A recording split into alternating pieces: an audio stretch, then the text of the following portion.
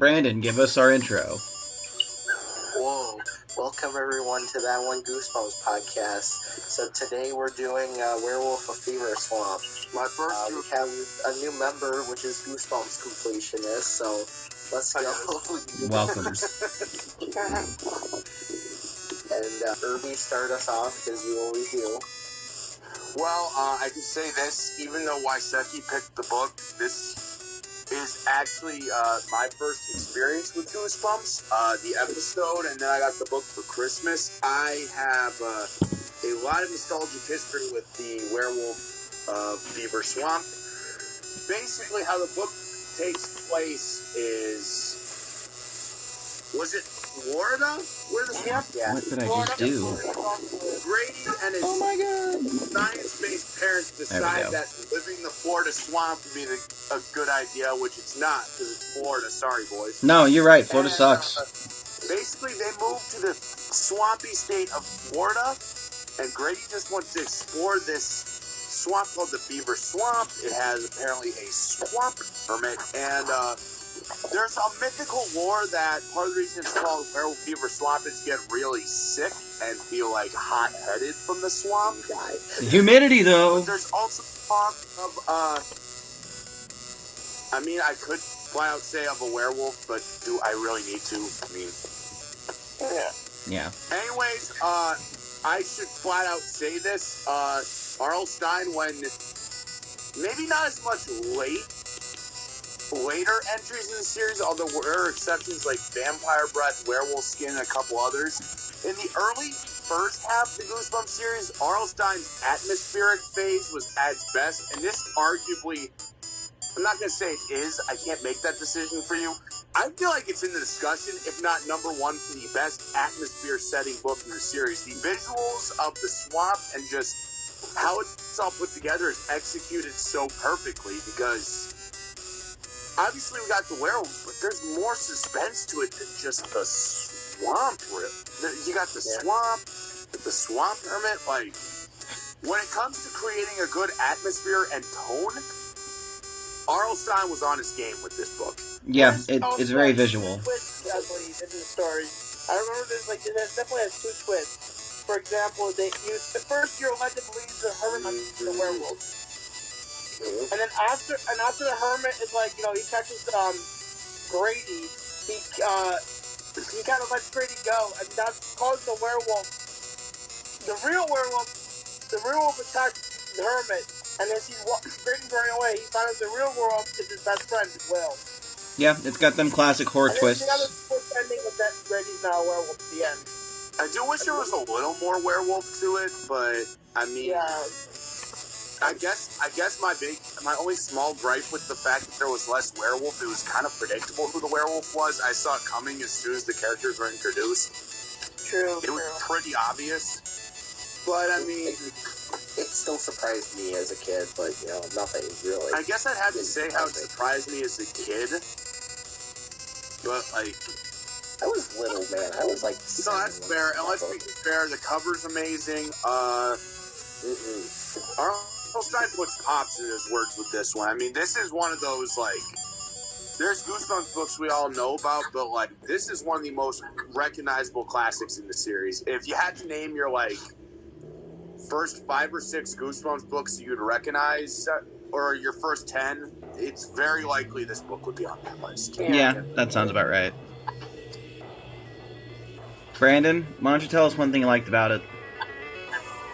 I always liked the Swamp Hermit. I always thought he was a cool character. Okay. I like, especially the TV episode, how creepy he looked and stuff. Okay, Goosebumps completionist, tell us one thing you liked about the book. I just remember liking the urban legend feel of the book. I liked how it was set up. There could be a werewolf, there could not be a werewolf, and you never knew. But you had the suspicion throughout the whole time it was one person, and then it ends up being somebody else, and that's a classic twist. And like, to me, that was the first book. That was pretty much the first book that I read outside of the Gateway books, like from the episodes from the series, like Haunted Mask and Night in Terror Tower. Those are probably a lot of our first books we got into. Yeah. But that book was the first book that genuinely scared me, like, to death. because of Yeah. just the overall atmosphere of the book. You know, like Reviewer Beware said, you know, it's one of the best books that set up the atmosphere. And you get lost and you think it's this one person the whole time, and then out of nowhere it just changes. And that's the beauty of it. Yeah. And I'd like to point out a misconception, and this is why I like the twist. This book has led you to believe the werewolf lost. No, it didn't. He passed on his curse. Why didn't we ever get a sequel? Yeah, Yeah, I never understood that. I wish we did. Well, Well, what would the sequel be like? Who would be the protagonist? Would it be Grady's sister? We would have to assume that Grady, based on the way he described the ending, seems content with being a werewolf. Would we go off characters that are already there? Would we have to set up a new group of New people group. within Yeah, I was gonna say, like, new group and have Grady be the werewolf. Like, I guess I'd have to say, does this book lend itself to a sequel? And be honest, I don't really know. It's hard to say. fair enough. Waisaki, what's one thing you liked? The fact that, first, I love werewolves. They're my favorite mythical creature. Like Goosebumps Completionist said, I really like the urban legend feel. As a kid, I started before I believed it was a werewolf. I said maybe it's the swamp fever that's causing people to believe in the werewolf, because the fever, what Will said was the fever gives you delusions, like see things. So maybe it was the fever that's making everyone think there's a werewolf story. And also, in a way, the story wanted me to get a dog, because, you know, the dog saves in the end. Close enough. Reviewer Beware, tell us one thing you liked about the book. One thing I really liked about the book is that, you know, I think one thing that is, they could have gone with the approach of, oh, it's just the werewolf, and been really hollow about setting up why I should be, like, nervous or concerned within the book, but instead they play off a lot of other parts. This book had plenty of things in the toolkit, let's put it that way. It had tools in the shed. And they had sheds in the swamp. I see what you did there. This was a very memorable book. Like you said, they painted a really good picture with it. It's one of the ones I've read multiple times growing up. I think I've read this book maybe 6 times throughout my lifetime. So, Same. really? Exactly 6, Josh? Just the exact same number? No, I was That's going what to I say thought. 7, That's but my fucking thought, motherfucker. Alright then. Now on to the ugly part. Starting with Brandon. Tell me one thing you didn't like about the book. What's something that could have been improved? I guess just, like, not enough werewolf time, I guess, is my thing. I'm with Brent, so you can skip me. Okay. Goosebumps Completionist? One thing I remember the book did differently than the episode that I didn't like, because I was one of the people that watched the episode first. I like the ambiguous ending of the episode more. In the book, it's like him and Vandal get to run off in the woods and be together and be werewolves. I just thought it was kind of cheesy. Like, for such a serious book, like how it made me feel the whole time, I kind of wish there was a darker ending in the book. I feel like it was more warranted. Okay. Maybe like Will came back out of the swamp, and maybe he had an interaction with Will, and maybe there's 2 werewolves now, or maybe something like that. That would have been creepy. There's sequel But I bait. feel like the ending didn't leave it on that note that I wanted. It's good.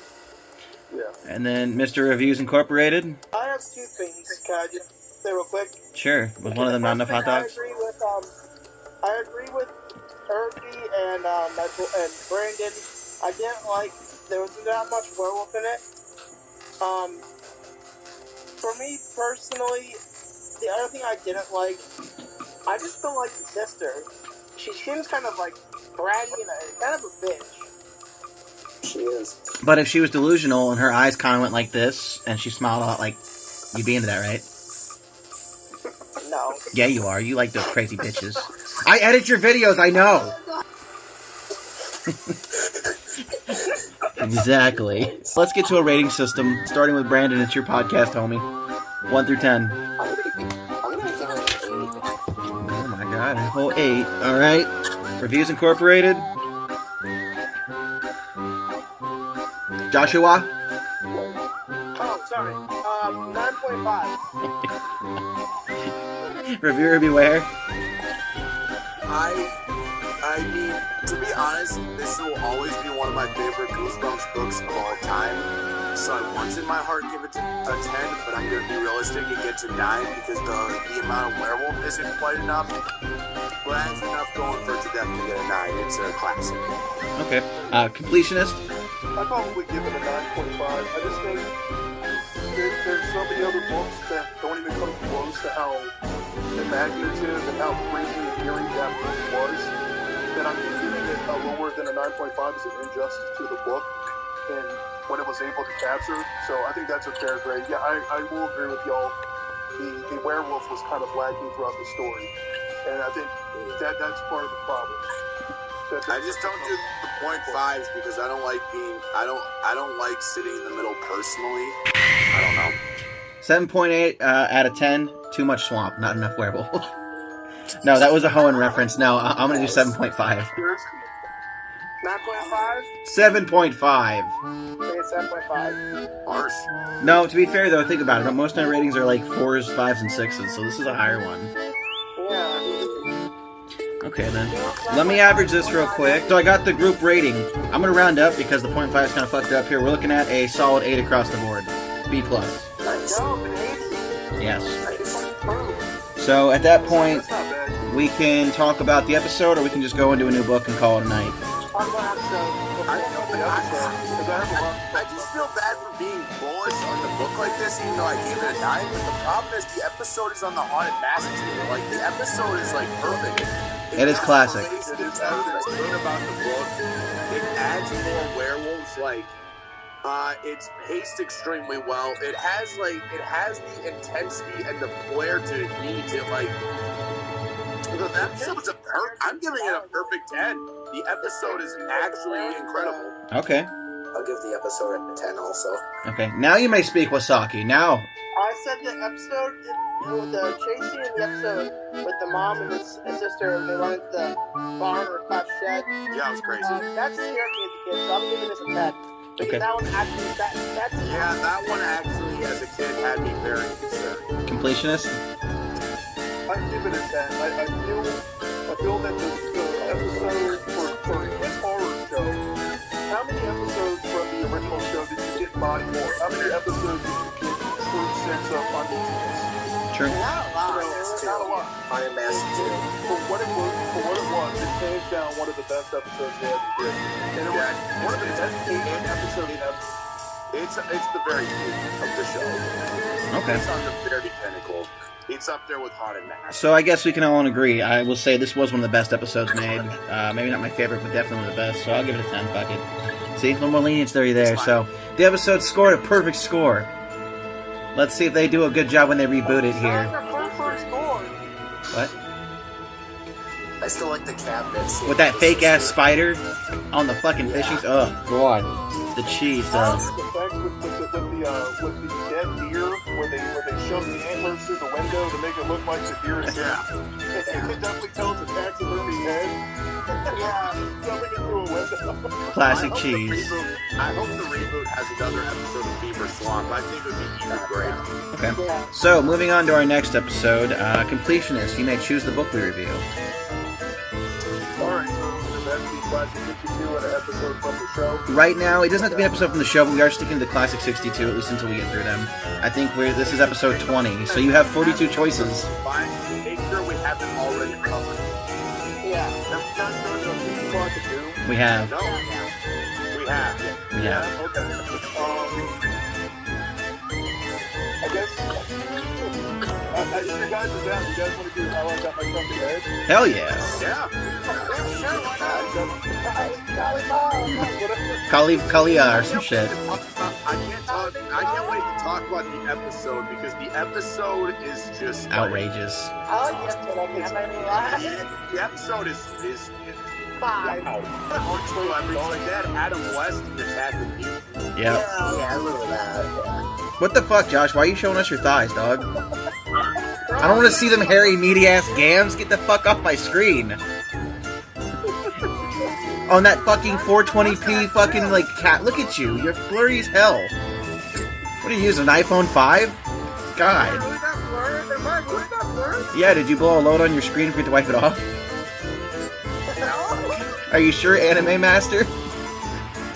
Shut up! Yeah, that's what I thought, Weave Sweep. No, I have to go now. I gotta go to work, guys. Alright. Bye, Hentai Steve. Wait, Josh, before you go, we should talk about what we have coming next. Yeah, channel announcements. You can go first, reviews. Okay. I'm working on a top 20 best parent manga of all time. Okay. Which is a lost video on a anime that supposedly exists, in quotations. And I'll give you my thoughts on how it couldn't exist or why it couldn't exist. And then I would say, unboxing video coming tomorrow. I have a bunch of stuff coming from Amazon. Okay then. Brandon, tell us about your Cringetopia, the channel. Oh God. I don't have anything planned. Never do, Chief, you never do. I know. Alright, reviewer beware. Okay, so I just have to say one thing. If it seems like I've been off the Goosebumps train lately with my channel, it's because I have. But it's not because I've lost enthusiasm for the series. It's this. I've come to realize that I have gotten burned out by only doing Goosebumps, so I'm mixing up a bit. I got 2 gaming videos planned. One, we're going to talk about Cuphead. Woo. Let's go.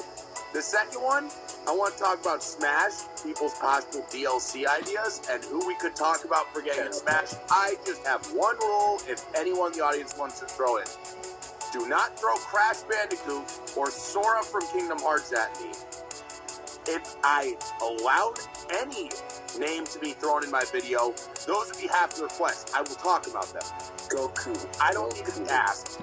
Don't even tweet at him. Don't even think about tweeting his Sora at him. He's not gonna have it. I'll talk about those guys. I like those guys too. They're good characters. Put Shrek in Smash. Let's go, guys. Alright, Goosebump completionist, do you have... I'm gonna get on the gaming train a bit. We'll still be doing Goosebumps episodes, but I'm just trying to retool a bit because, you know, you gotta do more than just one thing. You can't be a one-trick pony. Not Josh Reviews Incorporated. Cough, cough, cough, cough. I'm currently working on a couple of things Goosebumps related specifically. I'm working on like this series and trying to divulge the eras of Goosebumps. And I'm trying to figure out all the points where it starts and stuff, try to connect the dots. Having fun with that, doing research into that. Just picking up random books, like right now I'm reading a Give Yourself Goosebumps book, just doing regular book reviews. And then I kind of want to start reviewing like movies and TV shows outside of Goosebumps, so I don't get Goosebumps burned out. You know what I mean? It happens. Trust me, it happens. Stuff and different styles. Exactly. You can't do the same. And kind of keep it like more like towards like kids or teen horror. Where people probably can go watch this and be fine. I just watched this Amazon movie. I don't know. It's like called Ghost Squad.